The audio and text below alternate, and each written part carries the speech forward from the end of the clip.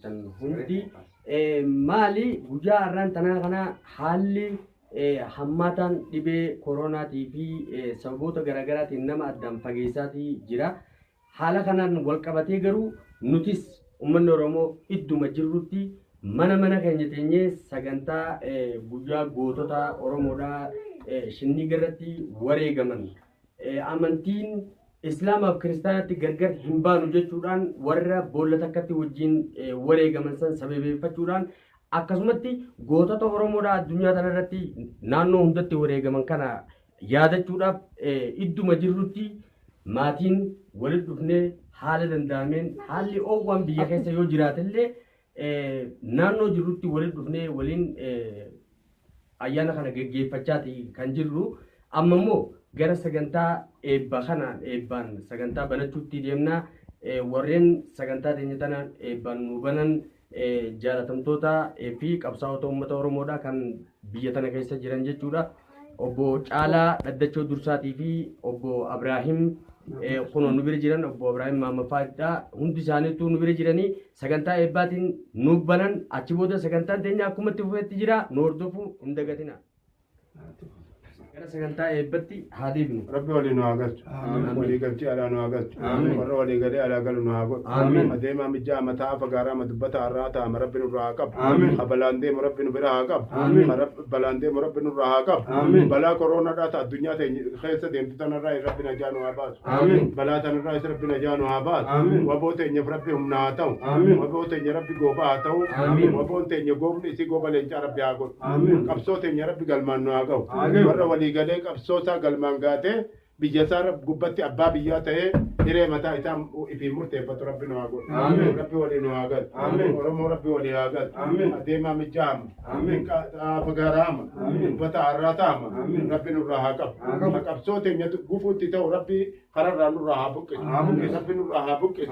Rabbi nurraa haa buqqisu. Waboo teenya rabbiin humna leencaa haa kennu. Qawwee isaanii ibiddata diinaa bishaan rabbi haa godhu. Ibiddata isaanii ibiddata diinaa bishaan rabbi haa godhu. Yaaqni subhaana rabbika.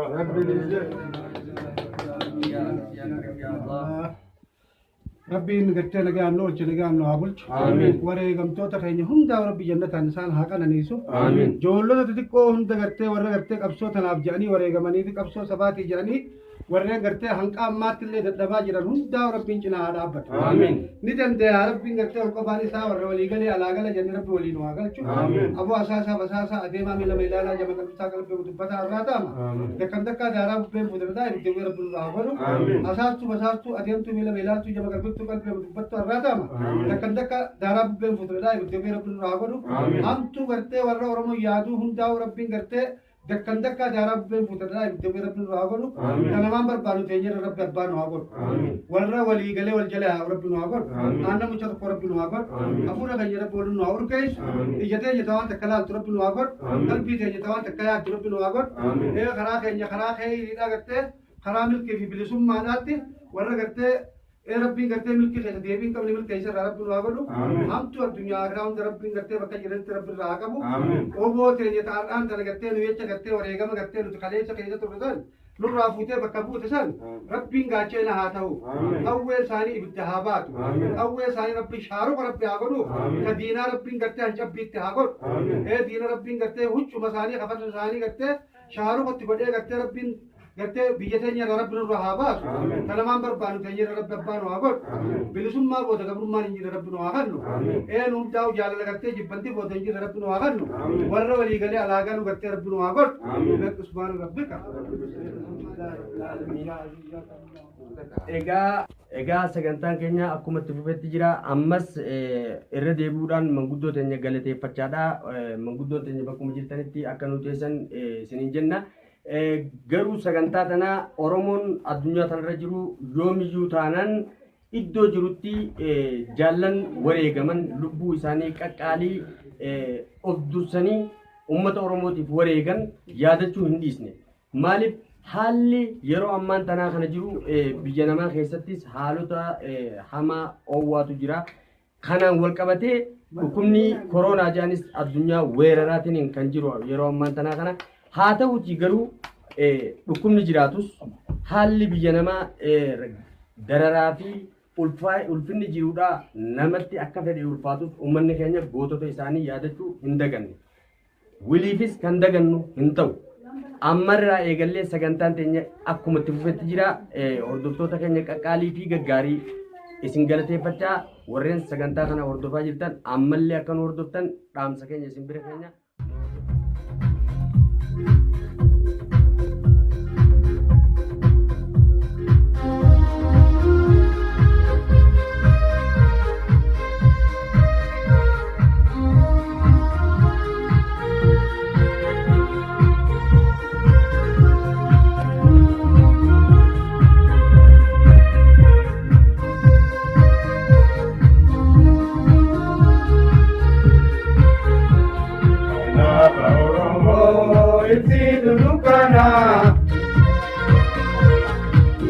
Sidakane gabrum marabana Milendomo ana besidama Salma kanino narera dalbarna Ada bahoromo isidu dukana Ya sidakane gabrum marabana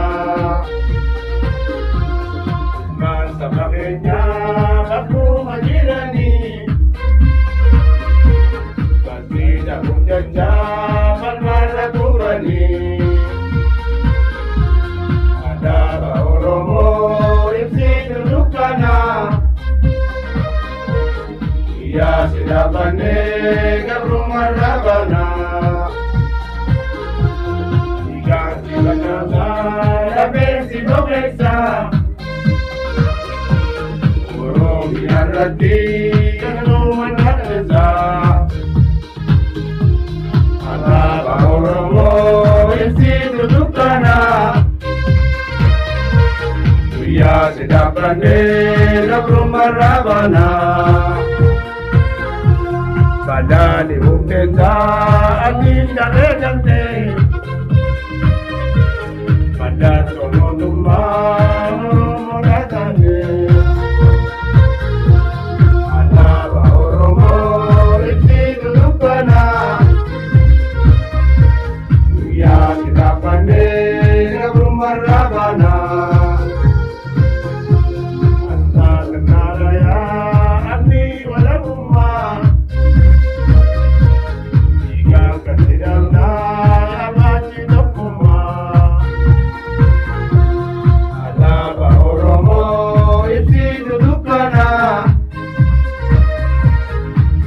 Sidakane gabrum marabana Sijana tinulla Ito kodanulle Kuyang minuma Amang yomurele Ada bahoromo Iti dudukana Ya sidakane gabrum marabana Sidakane gabrum marabana Ya sidakane gabrum marabana Ya sidakane gabrum marabana Ya sidakane gabrum marabana Ya sidakane gabrum marabana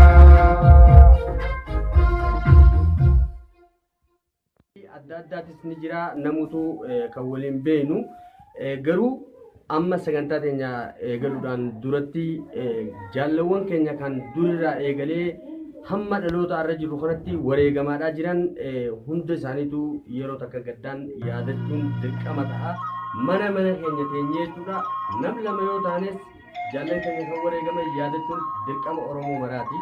Kanaafuu yeroo takka bakkuma jirtanii ol kaatanii gaddanaaf jaallan keenya naaf yaadachuu qabdan mee walumaanuu haa yaadan.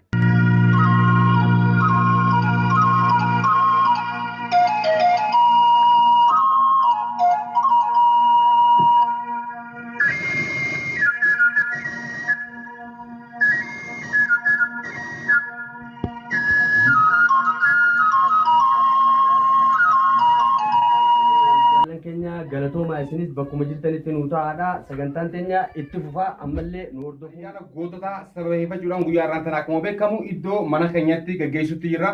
Akka nu waliin turtanis abdii qabna, akka nu daawwatanis abdii qabna. Amma sagantaan keenya kan itti aanu walaloodha. Walaloo kana abbaan nu qopheessan walaloodha. Wal malee sha'u jechuudhaan beekama yeroo hundaa'u. Arraga waan inni nu qopheesse egaa maal akka ta'e waan inni nu qopheesse egaa waan gaarii fi waan urgaa'uu fi waan mi'aawu fi waan bushaa'u ta'uu baay'ee isarraa hubanna nu waliin turaa isiniin jenna akka nu waliin turtanis abdii qabna jajjabaadha nu hordofa. Egaa walaloo takka xiqqisho waan haala baraa amma deemu kanaa fi mootummaa biyya teenya mootummaa addunyaatii wajjin kan wal madaalsisu xiqqoo gurra isin buusu fedheetii akkuma gabaabumatti qalbii koo keessa kan jiru isin keessaas ni dhabama jedhee yaadu walumaan laalla isiniif hin eegala. Koronaa nuuf himi waa'ee kee baranaa addunyaarraa fixxe hunda ilma namaa karoorri kee maali meesii huu gaafannaa nama fixuu qofaa yaadni keessi ana hunduu si hamataa bargamaaf gamanaa. Miidiyaa addunyaa dhuunfatte baranaa miidiyaa addunyaa dhuunfatte baranaa. Xalayaa eenyummaa yookaan baasaboora tokkollee hin qabu ofumaan bararaa konkolaataaf taaksii baaburaaf xayyaaraa kan fedhe yaabbatee addunyaarra xaara rabbuma kadhannaa isaan nu baraara jalaa nu haa baasu si qabnaan kasaaraa jalaa nu haa baasu si qabnaan kasaaraa. Kottu yaalma namaa meena dhaggeeffadhu iddoo walgahiidhaa halaala baqadhu bakkuma hundattuu harka kee dhiqadhu yeroo hattifattus ciqileen qabadhu rabbiin nama eegaa atiis sababsadhu rabbiin nama eegaa atiis sababsadhu. Mootummaan silaahuu biyyaaf yaadu hin jiru kan lammii duguugee lafarraa xummuru malee hin agarree kan biyya jijjiiru kan mootiin addunyaa cufattee tatteessu mootummaan Itoophiyaa gurraan hin dhageessu moo oduun addunyaadhaa laata biran geessu.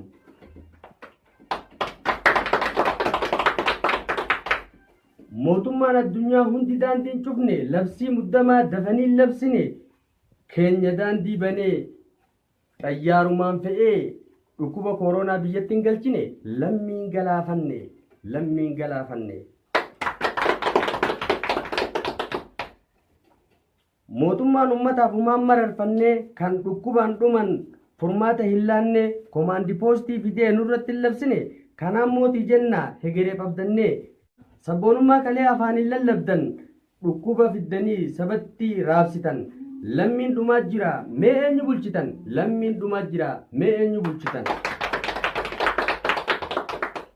Jijjiirama jedhaa afaaniin odeessu koronaa fiddanii ummataan balleessu duraanuu ni beektan dubbii fakkeessu 50 yoo dhumees nam lama galmeessu kanaaree mootummaan ummatatti aanu kanaaree aantummaan warri keessan baanu.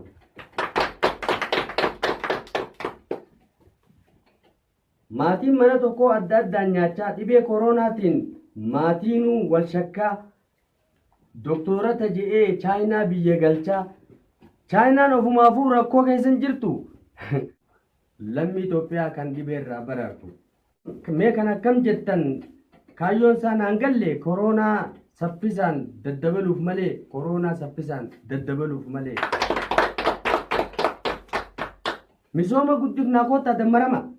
Misooma guddifnaa koottaa dammarama warra soddaa wajjin walitti ida'ama jennaan dhugaa seene yoom dhibee koronaan nu galaafatta seene. Dhibee babal'isuuf walgahii yaamsisaa sodaa koronaatiif kan walgahii morme hidhatti ol guursisaa irree hedduu ammoo biyyaa baqachiisaa siyaasaa bal'isuu sababa dhibeetiin filmaata dabarsuu milkii nama tokkoo miidiyaan odeessuu duraanuu hiyyummaan kan biyya roraasu maqaa abaa'ootiin uummata doorsisuu kana itti beeytan namuus hin barsiisu.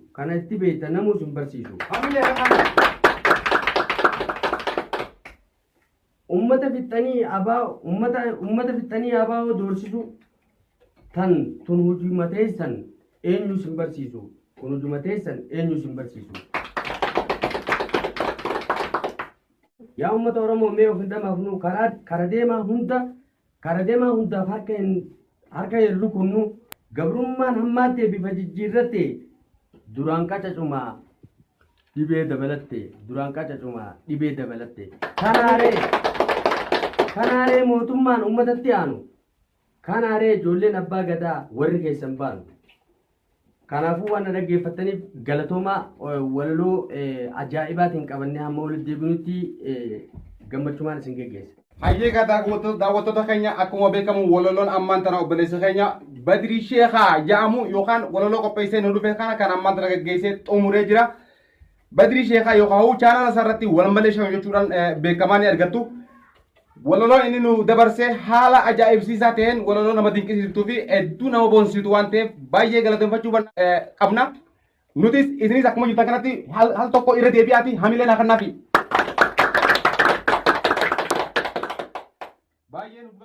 Nuti mana keenya jiraannus manatti kabajnus haalli fedhee jiraatus haaluma hunda keessattuu akka aadaan uummanni Oromoodhaa yeroo waltajjii takka qopheessu ittiin waa geggeessu gochuu hin daganne. Arras sagantaa keekaa yookaan wantoota aadaadhaa kan muramee waltajjii tana ittiin geggeessus qopheeffanneeti jirra. Sagantaan keenya gara boodatti bal'achaa waan deemuuf walaloo adda addaatiin mimmiidhagoo waa'ee waboodhaa yookaan qabsoo uummata Oromoo tuttuquudhaan nafa keenya hooqan nu yaadachiisan hedduudhaan isin gammachiisuudhaaf isin bashannansiisuudhaaf jirra. Amma gara sagantaa keeka muruutti waliin dabarra walumaan daawwanna.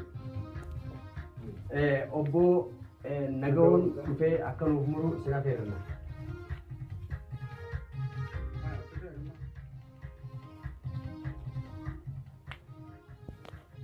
Tolega jaallan keenya akkuma beekamu namni biyya ambaa jiru sinalleettu sangaa yeroo ayyaana waan tokko ittiin kabajatu ittiin qalu waan hin qabneef nulleen aadaaf holda duudhaa uummata Oromoodhaa hordofuun ammallee taanaan sangaa nuti yeroodhaaf qabnu kan isiniif dhaleessine ni jira.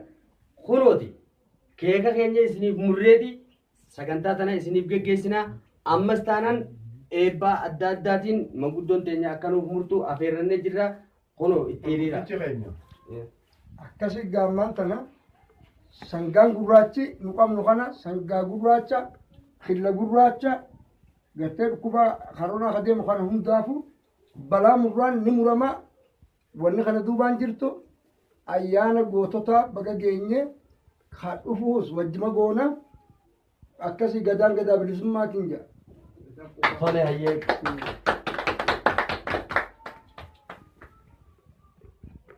Muri balaa boo oola mataa gurraachaati. Takka jala jirtuuf duuban deebinu biyyatti wanni akka duri bahuu dhabneef haala koronaa kanaatu haala sodaachise. Kanaafi dhabne malee sila akka fedhii keenyaa taate dandeenyu sangaa qallee uummata keenya affeerree akkuma duri goonaa jechuudha. Uummanni Oromoodhaa biyyatti yeroo jalqabaatiif kan ittiin beekamaa turee fi ittiin beekamaatis jiru addunyaa irratti waan hin dagatamne tokkotu jira.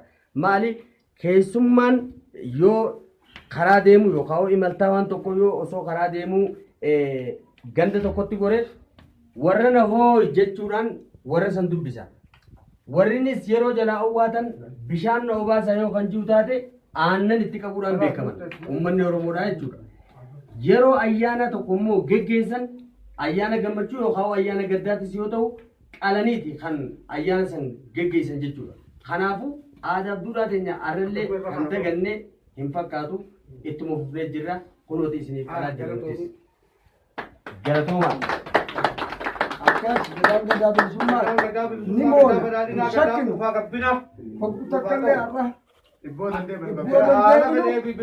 akkuma jirru gaggeessu saniifuu akkuma yerootti arraan tan mana keenya godhannee waan jirru saniifuu gadaa bilisummaati ni moonaa hin shakkinu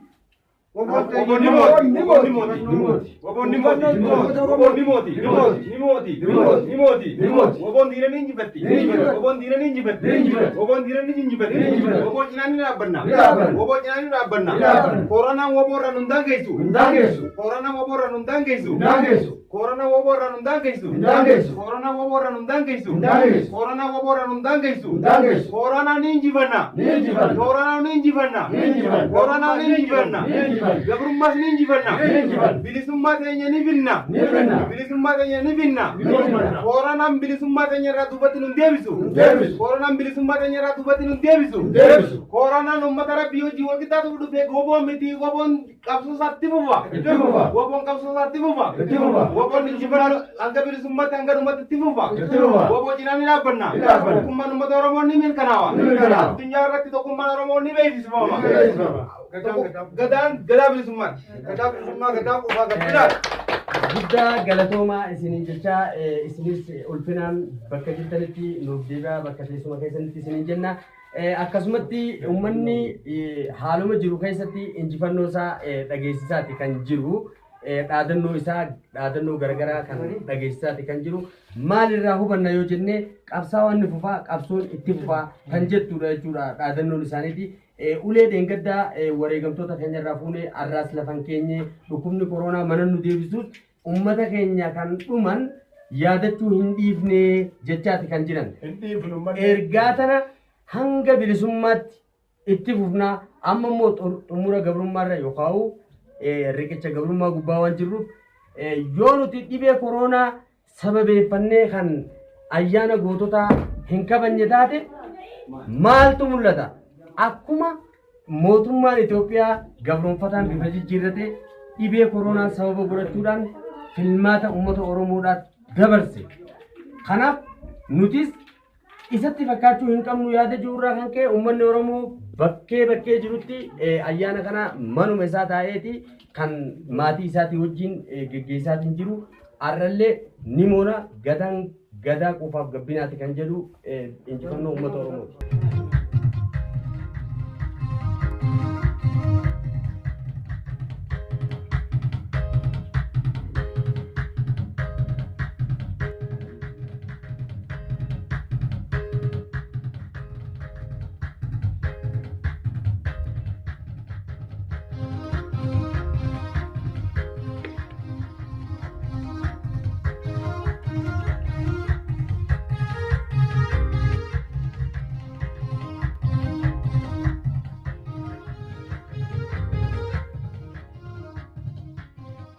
Akkuma sagantaan teenya itti fufetti amma immoo sagantaa bashannanaa yookaan faaruu waboodhaa wallee ajaa'ibaa isiniif qabannee dhiyaachuuf deemna. Wallisaan kun eenyu yoo jettan mucaa waggaa 15 ajaa'ibaa bara.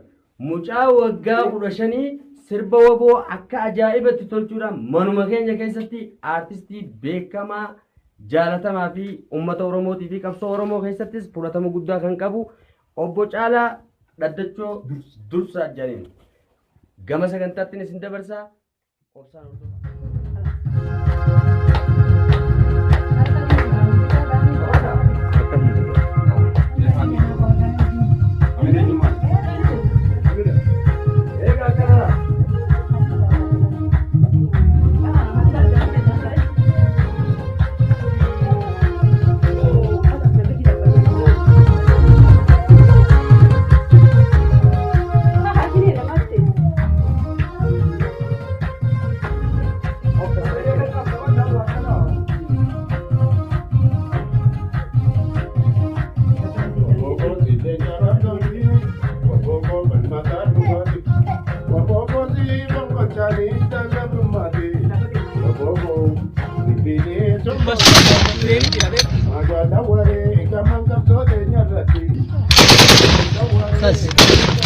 Kas.